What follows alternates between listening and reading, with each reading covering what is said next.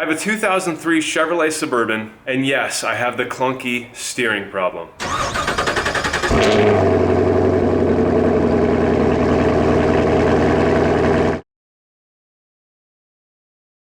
My name's Jimmy, you're watching One Road, and today I'm going to try to fix this clunky steering problem. Here's the new part that I bought. I got it on Amazon. I'll put a link down in the description below this video for this exact part. There's the part number 905512. It's a Dorman steering bearing. It's made out of plastic. You can see the inside, it's kind of ribbed. And the other inside. And here is the inside of my car. This is the current steering bearing, which is the original one. It's white plastic, and that piece has to come out and the green one has to go in. I've watched a few other videos on YouTube describing how to do this. A lot of them say that when you have the electronic gas pedal, like I have, the one that can be adjusted and moved, that you have to take the bracket out. I'm going to attempt to do it without removing the bracket. I don't know if that'll be possible, but it's worth a shot. I do want to throw a disclaimer out there. I am not a trained professional. I really don't know what I'm doing. Please don't copy what I'm doing. Don't do what I'm doing. This video is for entertainment purposes only. Now, from everything that I've watched, everyone says that you need to lock off your steering wheel, because if you don't, it could spin once you disconnect the steering shaft and break a bunch of stuff inside the steering wheel. So this is how everyone does it, and I just did it. I basically connected my seatbelt through the steering wheel, pulled the seat back a little bit just to make it nice and tight, and you know, this sucker is not going anywhere. It's tight, it's not moving. I'm not going to touch it. Okay, I had to back up a step, and the reason being is that I needed to turn the wheel a little bit so that the bolt that's on the steering shaft that I need to loosen is actually accessible, so that it's actually a vertical position versus the horizontal position when the wheel is straight. Okay guys, you can see kind of the situation I have going on here. Lots of extensions just to get my wrench down as far as it can go. The bolt up there that you're taking off is a 15 millimeter bolt. I did break it loose, so I just have to loosen it the rest of the way. It is pretty tight, so I think you need as much room as possible, hence all of the extensions here. Once I break that bolt loose, or the nut, I'm going to leave the bolt in and then straighten the steering wheel back out and then tighten it down before I remove the bolt. The nut is officially removed. I'm just going to pop that bolt out, and then I'm going to try to slide this part of the steering shaft back into the firewall area. It is a slip yoke, I think that's what you call it, and this part of the steering shaft should slide down, allowing me to then remove the bearing. You can see I'm able to push the steering shaft back down, and let's try it again. Kind of putting my hand in there and just pressing it in. I may need two hands at this point to get it the rest of the way, and possibly a screwdriver. Okay, there we go. I just got it to move. There we go. You see that, guys?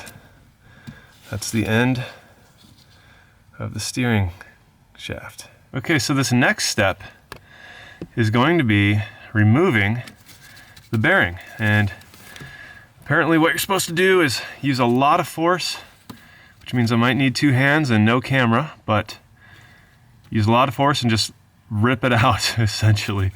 All right, you can see the old steering bearing on the left, the white one, and the new one on the right. And they are kind of positioned the same here. You can see these two tabs kind of go in the same position. That's how you know you're installing it correctly. There are a few subtle differences. These extra ribs on this green one, where the white one, you know what, it has a few of them, but this green one seems to have more, like doubled up on that sort of thing. Also, when you look inside, the green one has a bunch of ribs on the inside of the bearing, whereas the white one doesn't. Those are actually, I don't know if those used to be ribs or slots or whatever, but the interesting thing is when I stick my fingers in there, I can't seem to get anything to move or rattle, and it seems like it's in decent shape, other than maybe the fact that there could be some space going on here inside this bearing for the shaft. That might be where my problem lies. All right, so I did just attempt to install this without greasing the inside of this bearing or the steering shaft. I'm gonna have to say that pretty much is not gonna work. So I think what I'm gonna do is throw some grease in there and then try it again. It's the only thing I can do, right? I have this green grease, and I think that I'll just use this. Trying not to get it on the outside of the bearing because I don't want to then have my hand be slipping around, not being able to get a good grip on this thing as I'm pushing it in. I have been able to slide it onto the shaft.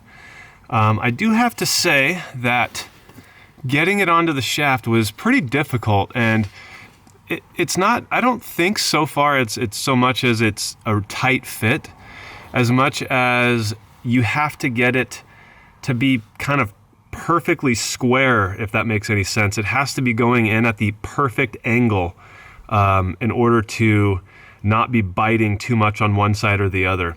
The end of that shaft coming down from the steering wheel is, you know, somewhat sharp. So if you have it at even a slight angle, it's going to bite too much into one side, and therefore it's not going to slide on. So I would say tips and tricks, I would just say you have to just constantly be adjusting this piece here, moving it around, twisting it, trying to kind of angle it and get it in. Eventually, all I did was used my screwdriver here. I just shoved it in there and just kind of pressed, and it just like snapped, like it went. So that tells me, and then I was able to push it on even farther, and it was really easy. I don't know if that's due to the grease or whatever, but it doesn't seem like it's such an extremely tight fit that, you know, it's incredibly hard to get it up there. I think it's more the fact that you need to get it at the right angle. Once you have the angle down, it's gonna slide on and snap right into place. So this isn't fully installed yet. I just wanted to give you an update, and let's see if we can get some more push on it. Those tabs that you see up there have to slide into a slot. So right now the bearing is just free flowing on the shaft. You know, I can spin this, it's not spinning the shaft or anything. All I have to do is make sure that those tabs go into the right spot up here in the housing. And, you know, like I said, it's all about angle here. Okay, see, it just slid more. And let's get this, it's hard to see. And it's hard to do with a camera in your hand, but I'm trying it. Okay, you know what? Something that I did see on one video, which seemed pretty ingenious to me, was the use of a 15/16 wrench. And the reason why is that it slides perfectly onto the shaft. You can see it's just a perfect fit. So I think what I'm gonna do is slide this on there and try to push it the rest of the way with two hands, and we'll see if that'll work. Okay guys, so look at this. This is the 15/16, it slides right on. And all I was doing was essentially just tapping it over and over really hard, and it would go in. You can see the tab up top here is in the correct slot. It's all the way installed. So the only thing left to do is to drop this, I could probably do it right now actually. Drop this intermediate shaft down, slide that sucker back in. All right, I got the shaft back in. This time my flathead screwdriver was my best friend. What I did was stuck the screwdriver here on the side, not here, but actually here on the side, and you can see this piece of metal right here. It's kind of what I used to slide her in there as the pivot point. And it worked, it just slid right in. One thing I do want to mention is just that if you have to use so much force that you feel like you're gonna break it, then something's not right, because these things just slide in. Really, it's all about the angles and, you know, just kind of getting it started. So, you know, as far as a tip goes, I would say make sure your angle is correct. If it's not going, you gotta adjust the angle, you know, slide this thing up a little bit more and try to get a better straight on angle with it. As soon as the angle was right, I was able to push this in with my fingers. So if that gives you any idea as to how tight this is, it's not very tight. It's just, you gotta have the right angle. Here's the bolt that I'm gonna be putting back in, and I just wanted to show you that the factory did have some sort of green thread locker on there. So I'm just gonna use my Permatex blue and get that on there and get the bolt back in. All right, it's time for the payoff.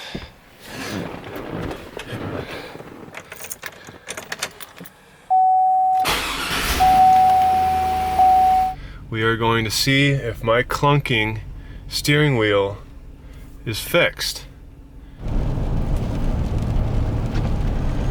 Well, I'll tell you what, I'm a happy man right now. Clunk that you normally feel in the steering wheel and you hear, and it makes you feel like, you know, a wheel's about to fall off your truck. That's completely gone at this point, completely gone. The steering wheel is nice and solid. There's not one single issue I feel at all, and I would have felt it a million times over by now. I'm hitting bumps, I'm going about 40 miles an hour, and I feel absolutely nothing wrong with the steering wheel whatsoever. Really excited. That was a very, very simple fix. It took maybe, I would say, an hour and a half just due to filming. If you weren't filming it, you'd probably be into it about an hour. And wow, I'm just really excited right now. The car feels like an absolutely different car. Thank you, Jesus. I thought that was gonna be a lot harder than it was, and it turned out to be a fairly decently easy job. And you know, you just had to make sure you had your angles correct, and that was about it. Again, guys, link down in the description below this video for the exact part I used. Hey guys, if you like this video and you feel like it helped you, please hit the thumbs up. Make sure to subscribe to my channel if you aren't already. And I am starting up a website soon. It's going to be www.oneroadgarage.com. And you can find out more there. Thanks for watching, guys. I'll see you in the next one. Peace out.